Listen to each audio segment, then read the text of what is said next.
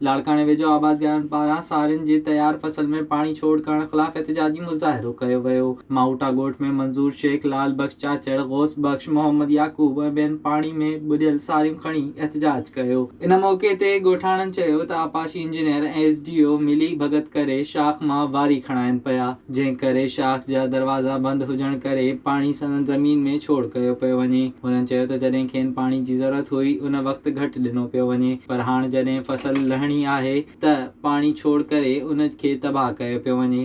खेतों में सही जब जरूरत है पानी की उस वक्त पानी आता नहीं है। अब जब जरूरत नहीं हमारे वो लाभ हो रहे हैं तो उस वक्त कटाई हो रही है। कटाई के ऊपर ये हालत है उसकी, तो वो पानी इसकी वजह से लाहौरी माली जो है लाड़काना है उसके दरवाजे बंद हैं। नीचे वो रेत उठा रहे हैं ट्रैक्टर टाली वाले, वो इंजीनियर उसके सब उनके मिले हुए हैं, पैसे लेते हैं।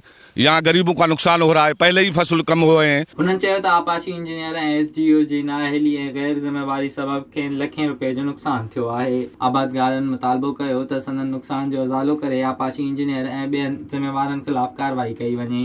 विज़िट कयो अवामी आवाज़ मीडिया ग्रुप जी वेबसाइट awamiawaz.pk।